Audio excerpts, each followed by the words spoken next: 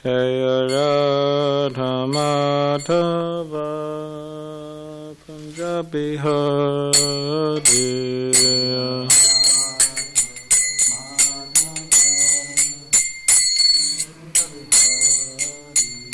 Jaya Radha Madhava Kunja Bihari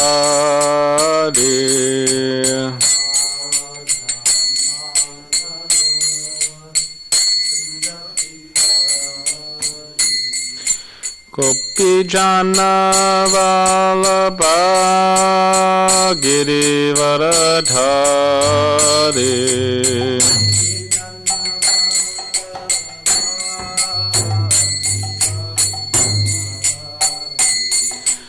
Gopi Jana Vallabha Girivaradhari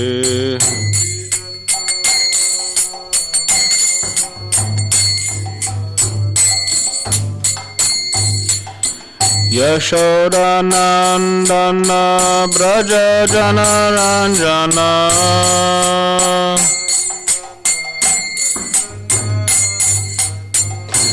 Yashodanandana Braja Janaranjana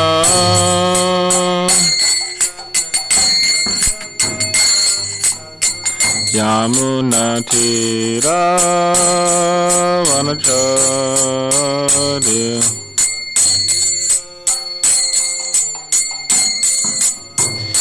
Yamuna Tira Vanachari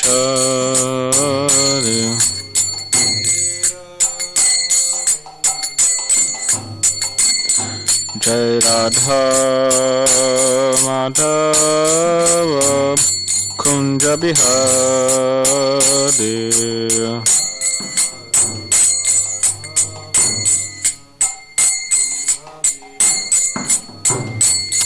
Jai Radha Madhava Kunja Bihari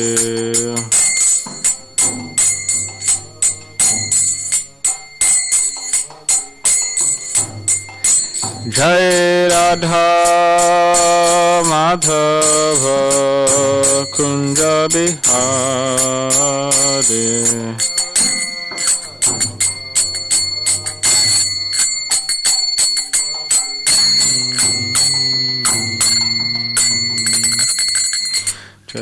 Jayam Vishnupada Paramahamsa Parivrajacharya Ashtottara Shatashi Srimati Swayangai Sesi Bhaktivedanta Swami Srila Prabhupada Ki Jai Grantaraj Srimad Bhagavatam Ki Jai. All glories to the assembled devotees, all glories to the assembled devotees, all glories to the assembled devotees, all glories to Sri Guru and Sri Gauranga.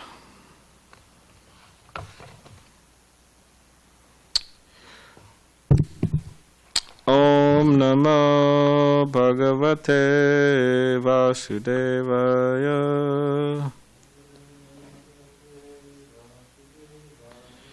Om Namo Bhagavate Vasudevaya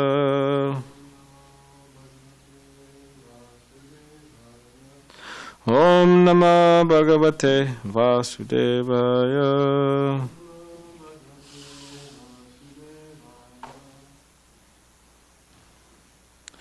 This morning we are reading from Canto 4, titled Creation of the Fourth Order.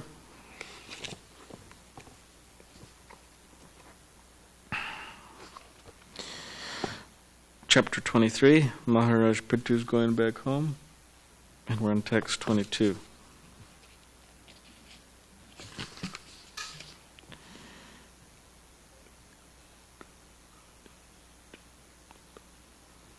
Vidhaya krityam shradini chalapluta tatvodakam partur udara karmanaha natva divi stams tridasham stri paritya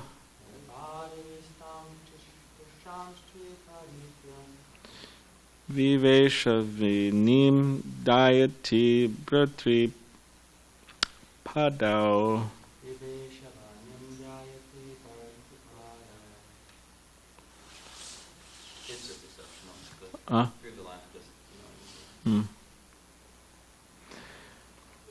Vidaya krityam hridini jala pluta tatvo dakam partur udara karmanaha natva divistang stridasham stri paritya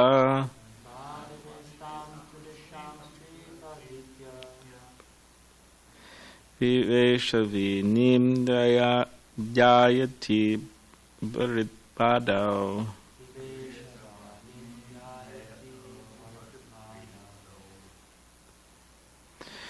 vidaya krityam hridini jala pluta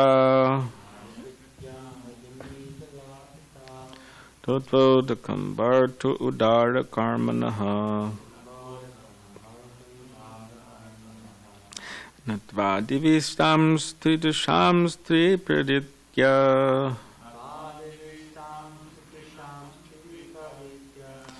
viveshavinim dayati paritpado.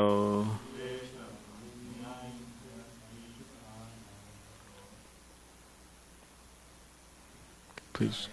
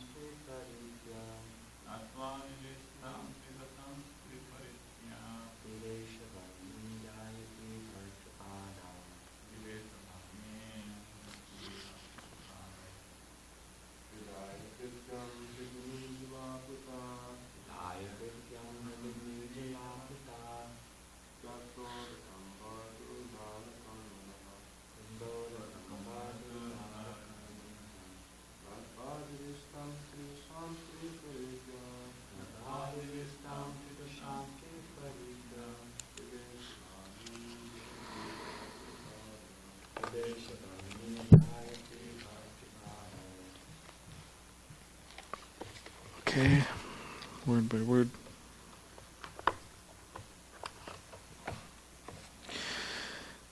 Vidaya, executing. Krityam, the regulative function. Hridini, in the water of the river. Jala apluta, taking bath completely.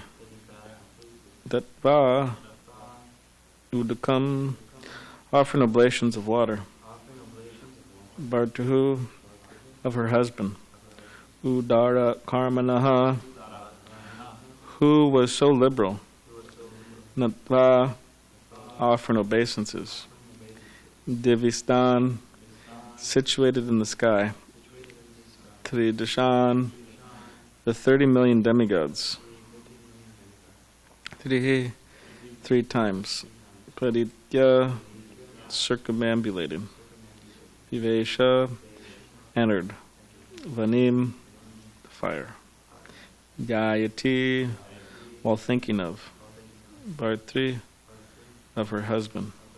Padao, the 2 lotus feet. Okay, translation. After this, the queen executed the necessary funerary functions and offered oblations of water. After bathing in the river, she offered obeisances to various demigods situated in the sky in the different planetary systems. She then circumambulated the fire and, while thinking of the lotus feet of her husband, entered its flames. Purport. The entrance of a chaste wife into the flames of the pyre of her dear husband is known as sahagamana, which means dine with the husband. This system of sahagamana had been practiced in Vedic civilization from time immemorial.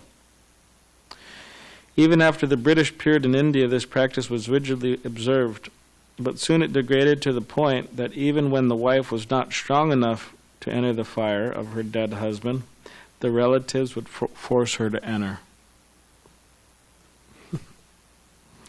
Thus, this practice had to be stopped.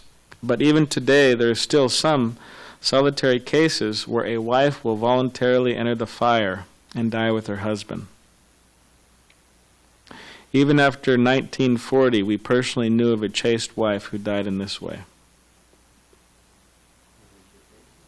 No. All right, so I'll read 23 and 24 and 25. And then tomorrow, will be 26, text 26.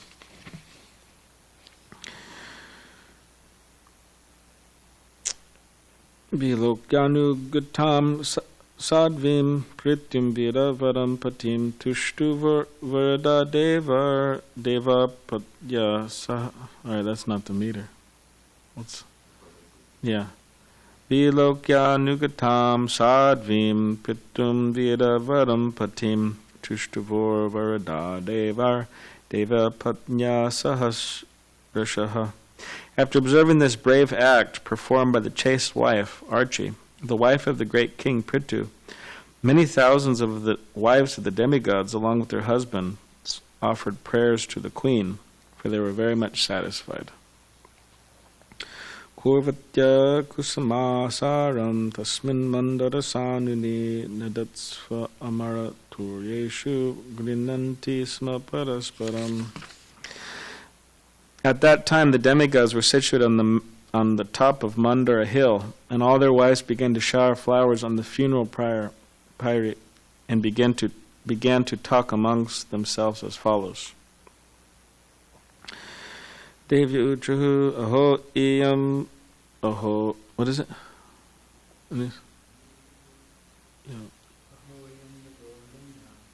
Aho iyam vitor danya yachaivam bubujam patim sarvatmana patim beje yagesham shir vidor eva. The wives of the demigod said, "All glories to Queen Archi. We can see that this queen of the great King Prithu, the emperor of all the kings of the world, has served her husband with mind, speech, and body, exactly as the goddess of fortune serves the Supreme Personality of Godhead, Yogesha, or Vishnu." Purport. In this verse, the words Yogesham Shir Vadur Eva indicate that Queen Archi served her husband just as the goddess of fortune serves the Supreme Personality of Godhead, Vishnu. We can observe that even in the history of this world, when Lord Krishna, the Supreme Vishnu, was ruling over Dwarka, Queen Rukmini, who was the chief of all Krishna's queens, used to serve Lord Krishna personally in spite of having many hundreds of maidservants to assist her. Similarly, the goddess of fortune in the Vaikuntha planets also serves Narayan personally, although there are many thousands of devotees prepared to serve the Lord. This practice is also followed by the wives of the demigods, and in days past, the wives of men also follow this same principle. In Vedic civilization, the husband and wife were not separated by such man-made laws as divorce. We should understand the necessity for maintaining family life in human society and should thus abolish the artificial law known as divorce. The husband and wife should live in Krishna consciousness and follow in the footsteps of Lakshmi Narayan or Krishna Rukmini. In this way, peace and harmony can be possible within this world.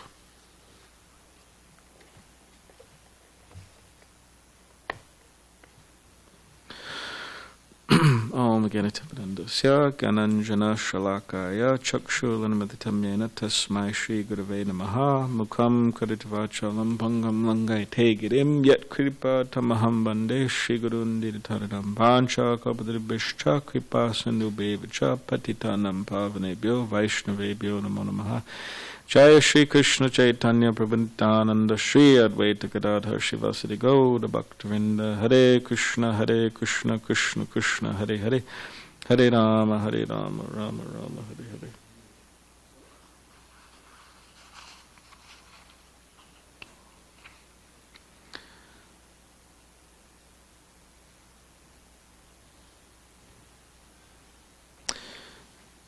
All right, so we're continuing to hear and discuss the glories of Queen Archie, her devotion and dedication to her most great husband, King Prithu. And here we are seeing in the Bhagavatam that Archie, she entered the fire.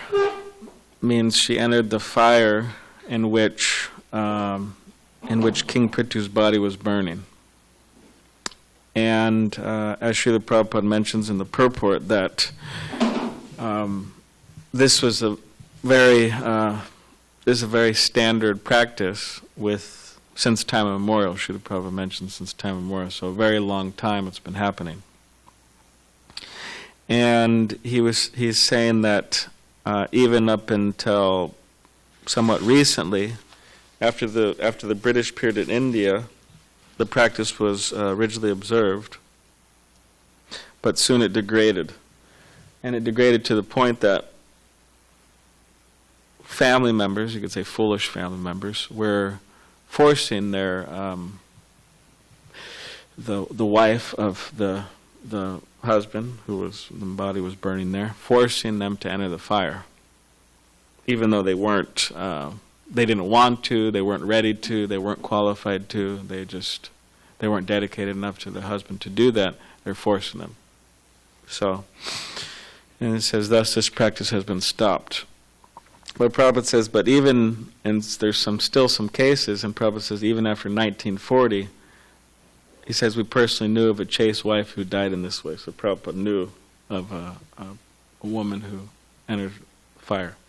So you can imagine the amount of attachment that a wife has to have in order to do that. And also the amount of, you could say, mind control, because it really takes a lot of mind control to do such a thing. It's not just like anybody could do that. I remember this scene is always sketched into my mind, and when I was in middle school, I remember looking at a history book, and there was a picture of a Buddhist monk, and he was doing a demonstration for some cause. I forgot what it was. Yeah.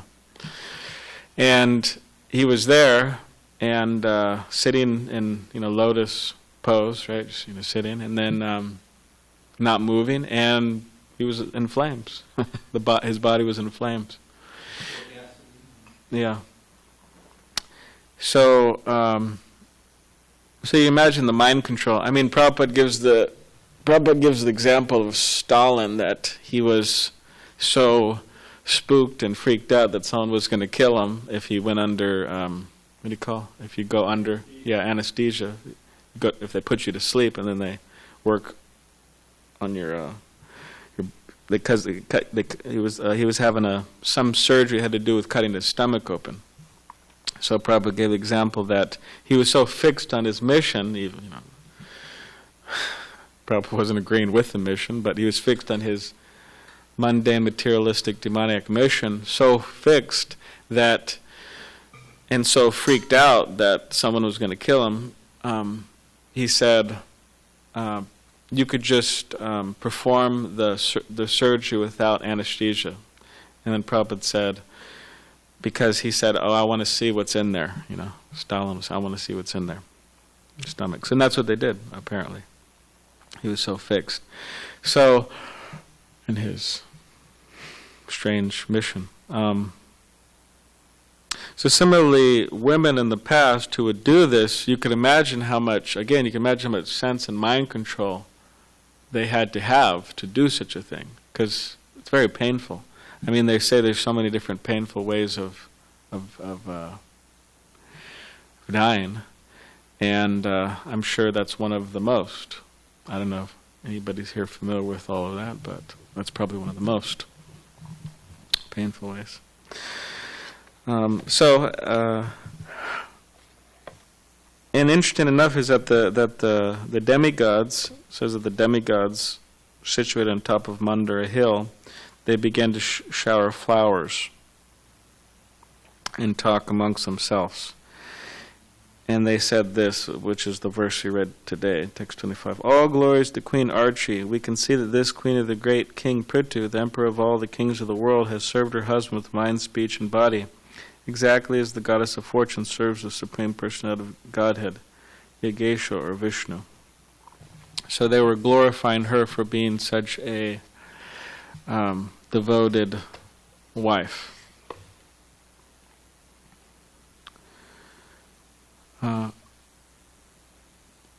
And as Prabhupada brings up in the purport to text 25 is that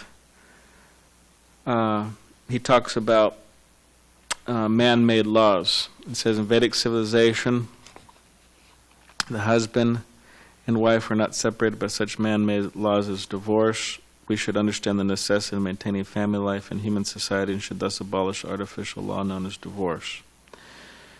The husband and wife should live in Krishna consciousness and follow in the footsteps of Lakshmi Narayan or Krishna Rukmini.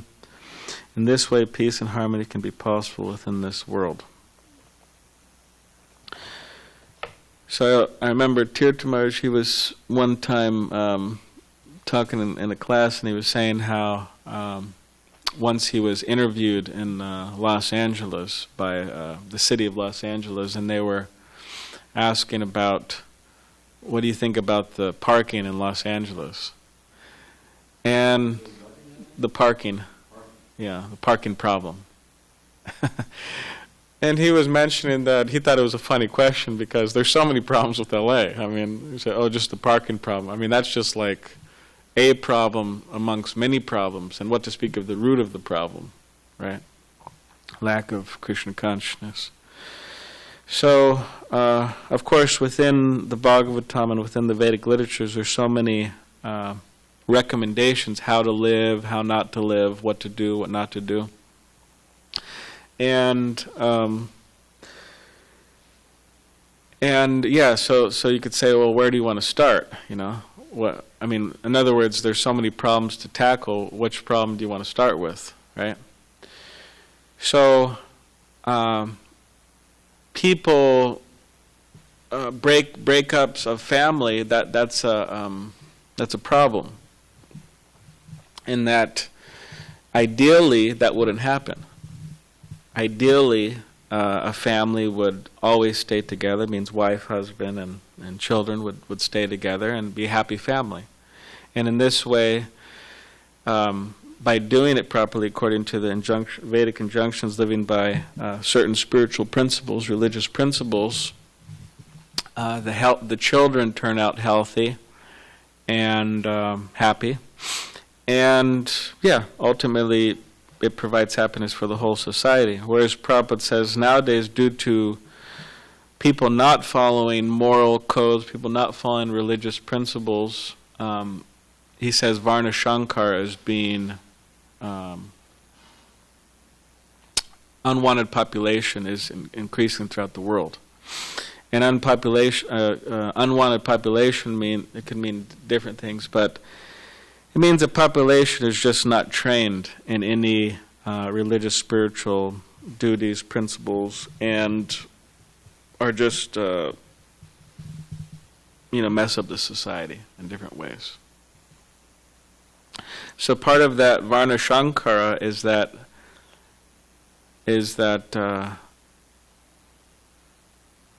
children not having healthy relationships within their family. So much abuse and, so many different things going on like that. And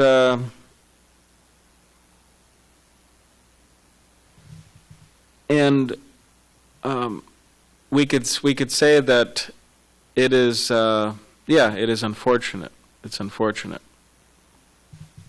And it's not good. And a lot of the, and again, where do we want to start with the problem? So, solving the problem. So the real problem is that the conditioned souls, they are lusty, means very selfish, self-centered, and therefore they have a tendency, a strong tendency, not to care about anybody else besides themselves. It's all about them. And with this comes with this attitude comes the difficulty of not being able to stick to one's duty or vows. Why does one break vows? Because they're selfish, because they're weak-hearted, because they're not dutiful, because they can't get it together. They're not mentally strong. Whereas you see within so many of the Bhagavatam examples is that so many of the examples within the Bhagavatam personalities, they're glorified for being dutiful, for being committed. And more than anything, that's what's needed in the world. Great examples of people being committed to whatever it may be, not to whatever, but to committed in Krishna consciousness. To be, if you're a brahmacharya, be committed to brahmacharya, be committed to the vows of brahmacharya. That's very much needed. And if you're a grihasta, be committed to the vows of being a grihasta. That's also much needed. And nowadays it's like, it's so common that people break their vows, and it's so common that people ditch their commitments that no one's surprised to hear about it anymore. It's like they're surprised to hear the opposite. Just like I heard one devotee, he was in Russia, he's a Prabhupada disciple, and he was, he just mentioned how he was married, he's been married for 30 years, and he paused because he knew everybody was going to clap.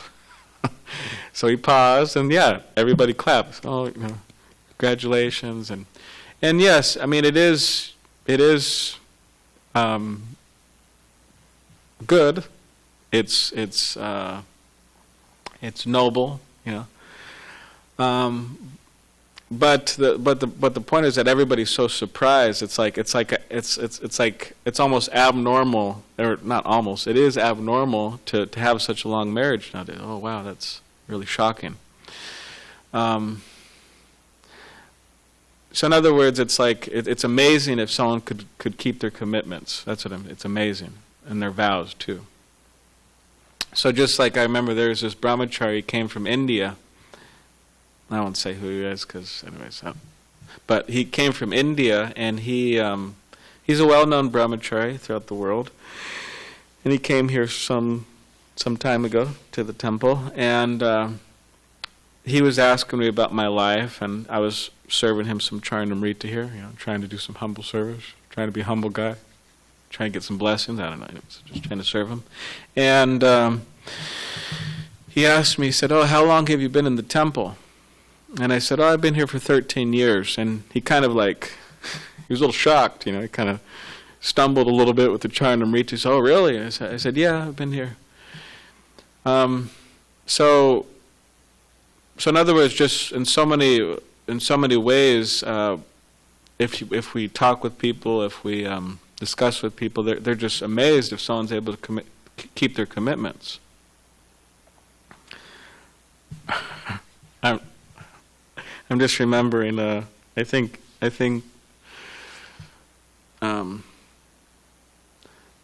Anyway, sometimes people say that. I'm celibate. People say I'm celibate. I haven't. Followed the vows of celibacy, and then they're at some whatever hospital or here or there, and you tell them, I've been celibate for the last 20 years or last 30 years, and that's what I said. So they're checking off the list. You have this problem. When you go to the doctor's office, and the nurse is there, and the doctor's there, and they're checking off, and they, illicit drugs. You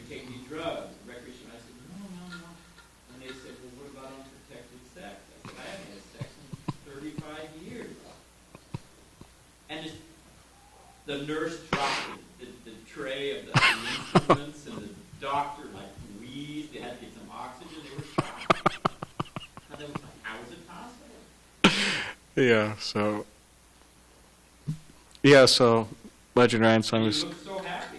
Yeah, Bajranayan Swami was saying that because it was his example. I just didn't want You to. were being polite. I didn't want to put it out there, but you're saying how he's at the hospital and checking a list. Oh, there's so many. Do you do this? Do you do that? Do you do so many things? And do you do recreational drugs? Do you smoke? No. Devotees have a lot of no.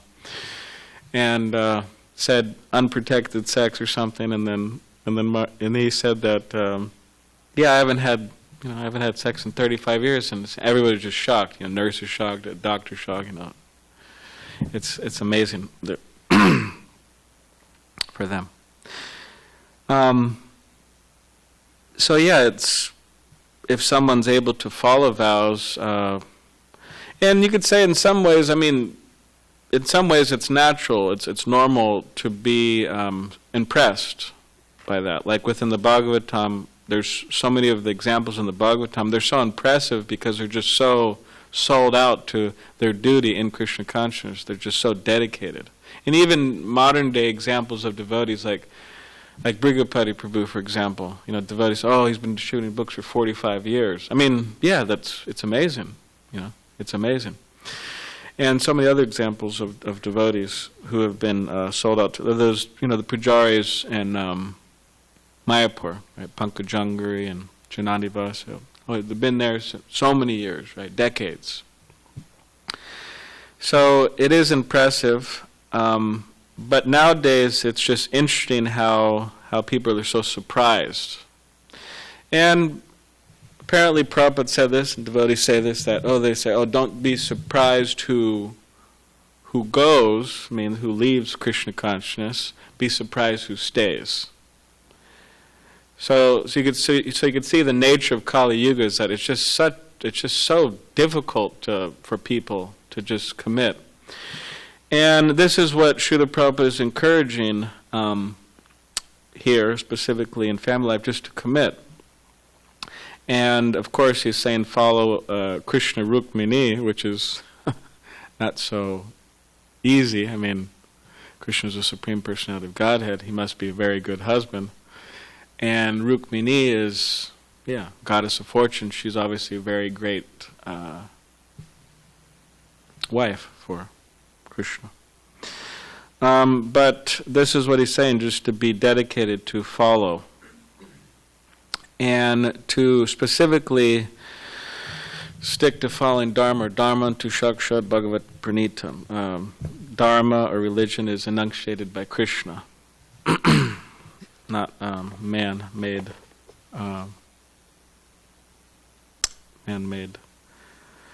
laws. So of course I'm talking to, of course, I'm not sure who's watching here. Maybe 0 people, maybe 1, maybe 10.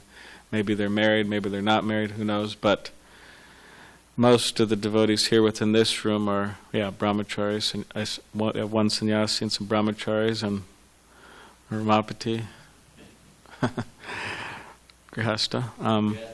Grihastha brahmachari. So what can we take from this? What we can take from, we could take so many things from this, but one thing is that I'm thinking is that if we could just somehow or other just be dedicated and committed to our particular duties and our particular ashrams. So first that means we have to know what they are. Therefore we have to read, we have to hear, and know what they are. And then once knowing what they are, we have to strive to be committed and dedicated to them. And the more we could do that, the more we get the blessings of Krishna. The more we get the blessings of the devotees, the more we can make advancement in Krishna consciousness. And specifically, we should also be dedicated to New Govardhan Yatra, to be dedicated to this temple, to help this temple, to help this yatra in whatever way is needed. So there's so many things, right? Cooking, cleaning, preaching, distributing books, doing Harinam, doing so many things, outreach programs, trying to better Srila Prabhupada's movement within SanDiego. And as they asked Sridhar Swami, Srila Prabhupada's disciple, Sridhar Swami, they asked him, what does it take to be what does it take to have a successful project? And he said it takes 10 devotees, dedicated devotees, in 10 years. So it means we have to have dedicated people. We have to have that. And we should be those people, and we should encourage other people to become dedicated more and more. And it will take some time for things to manifest more and more and more in the direction in which Prabhupada wanted. So, all right, so does anybody have any... and that's the way, whether in Grihastha ashram, Brahmacharya ashram, this is the way of peace and harmony. That's how it's possible within this world. So, does anybody have any questions or comments? Yes. I had several questions, but you answered them. So here's just a last-minute question. Okay, duty, but where's creativity? Where's individuality? Where's the unfettered freedom of the soul? I'm locked into a box and plodding on like a bull? Yeah, okay. Well, freedom is found in duty, just like Srila Prabhupada says in the Bhagavad Gita, the regulative principles of freedom. So, through following duty, through following principles, one's able to experience real freedom, spiritual freedom. Whereas the materialistic living entities of this world, they think they're free, but they're actually just slaves of those particular things they're attached to. Like people say, "Oh, well, I'm free." Their freedom is very limited. Like for an alcoholic, for example, they're forced to drink. They have to drink by their addiction. But within the realm of their addiction, they have a little freedom. I'm going to take Jack Beam. I'm going to take whatever other things. Jack Beam? No, I think it's Jim. That's a whiskey, Jack. Yeah, Jim Beam, Jack Daniels, whatever. Jim, Jack, whatever. It's all nonsense. The result's the same. Yeah, the result's the same. So that's they don't have much freedom, and with so many other things. So, but a devotee, it's real freedom. They're not forced to do that. That's just one example. So, but within duty, if one does their duties properly, or with the right motive, with the right mindset, putting their, as Rupa Goswami advises in the Nectar Instruction, putting their heart into it, or he says, Atyahara priyasascha prajalpa, not prajalpa niyamagraha, not just following it mindlessly, the duties and different things in spiritual life, then one will experience the bliss of Krishna consciousness. One will experience that. So, provided that they apply themselves to the experiment properly, they will get the results.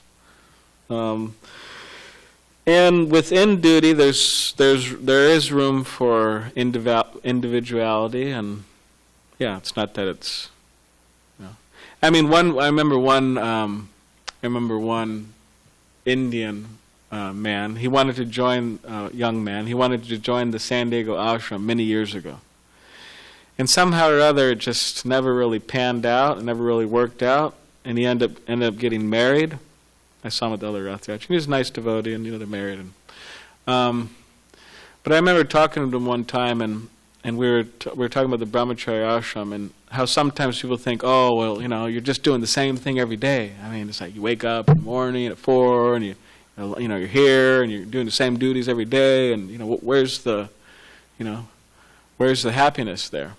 And we were discussing this, and he was saying how, or we came to the conclusion that, well, actually, if we really think about it, most people throughout the world are just doing the same thing every day. I mean, like, if you look at the millions of people in SanDiego, even the people who are like, you could say, maybe people envy them, whatever, big positions as doctors or whatever it may be, making lots of money, having a nice house, this and that. I mean, if you analyze it, they're doing the same thing every day. Same breakfast. Yeah. At the same time. Yeah, leaving at the same time and, Same job. same work. Come home at the same time, watch the same shows. Yeah. So that's the thing. Everybody's doing the same thing. That's what Prahlad Maharaj says, right? Punascharvata charvananam. They're chewing the chewed. Same thing, same thing, same thing. But in Krishna consciousness, we're doing the same thing too. But it is, as Chaitanya Mahaprabhu says in the Shikshashtakam, Anandam Buddhivardham, it is ever expanding, blissful ocean, right? Ever expanding. So the happiness is increasing. So that's the difference.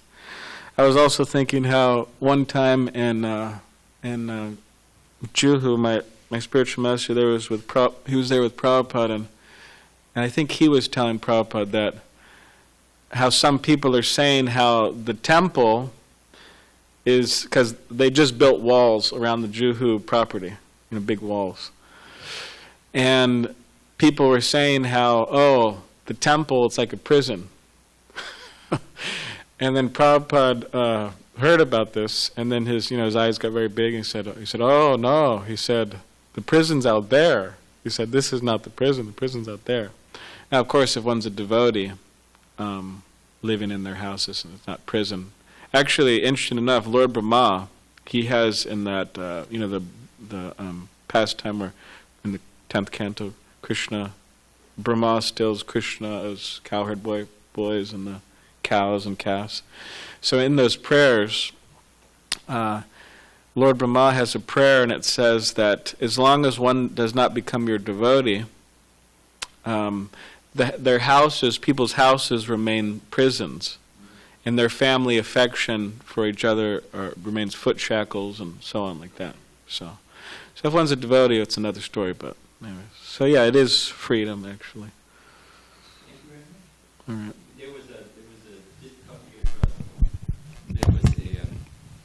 Just to confirm what Balarama was saying, there was a brahmachari and here in SanDiego, and he was cooking. He was usually a cook. And somehow or other, we used to get government surplus. The government used to be quite, powdered milk, peanut butter. We used to make this nice, powdered sugar. We used to make these nice sweets, butter, so many things. Anyway, somehow or other, whenever the government truck showed up, once a month, whatever it was, he was always the only one around, and he had to unload the thing. And somehow or other, he couldn't find anybody, couldn't find me. So it happened once, twice, 3, 4 times. 4th time, he blooped. You know what he got a job as? He got a job at a construction company loading and unloading bags of cement. He did it for a month and said, I'm coming back, move back into the temples. Yeah, everyone's, serving. It's just a question of how and what's the nature of that master. Yeah.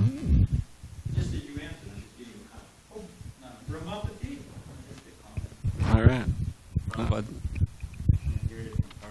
they're mentioning to follow Lakshmi, Narayan, or Krishna and Rukmini. So just the pastime, there's like Prabhupada talks about separation. So like Krishna's joking with Rukmini that he could find somebody better. Why do you follow me and all that? And Rukmini, by hearing that, she was unconscious. Yeah. So it's just. Yeah. And imagine just the idea of being separate. Yeah, that's amazing. That's amazing section in the Krishna book in the 10th canto, how Krishna is joking with Rukmini and saying, he said, why did you accept me as your husband? And, he says something like, unknown caste and this and that. And he's joking with her. Then eventually she's just like she starts you could say hyperventilating. She feels unconscious. But it drops her chakra fan. Yeah, drops her chakra fan. I wish I knew all the different details of that discussion, because it's actually quite amusing how they're going back and forth. Maybe we'll read that sometime. But, yeah. All right, Jamal. Just a quick comment. Thank you for the nice class, by the way. Okay. I am currently reading His Grace Vaisheshika Prabhu's book, Our Family Business, and he was talking about the power of commitment and the result of commitment. And one, the prime example that he gave was the marathon that the devotees had done in the 70s, at 17 volumes of books in 2 months. And he was saying that, it was headed by Rameshwar and Radha Vallabha. And just prior to then, they were only producing one book, one volume every 2 months. But now they had to, on Prabhupada's order, they had to Speed produce it up. 17 in the 2 months. And so Vaisheshika Prabhu, he was glorifying the devotees' commitment to Prabhupada's order, to his desire, and their total submission to his commitment was what made it all possible for those. Was what made it possible for those books to be produced in that 2 months. And Prabhupada, of course, he was supremely pleased by that, and he said, because you've done this, you have pleased my spiritual master, and by this, I promise you will go back to Godhead. So, he gave that example of the power of commitment and the result of such a commitment. Yeah, commitments, like, you think like fasting, like if you say, well, I mean, some people, whatever, they have health problems, and it just, they're going to be laying flat there all day and night long, and maybe they can't do it. But with people who can, who generally most people could fast. So in the realm of fasting, if you say, oh, well, maybe I'll fast, and maybe I won't, or maybe I'll break, or, But if you say, yes, without a doubt I'm fasting, I'm just, you make a vow. Of course, still break it, but it does help that with the mind, because it's not giving it room to wander. But like you're saying about commitment, sometimes people think just even basic things like following the principles or chanting 16 rounds or trying their best to spread the Hare Krishna movement around, that's very difficult. But people we should try to remember that, as it said, that with the order of the spiritual master comes the blessing to execute it. So it's not impossible. And, as Prabhupada said, that famous 17-volume book, A Marathon, impossible is a word in a fool's dictionary. So that's what he said. All right. Grantaraj Srimad Bhagavatam ki jai.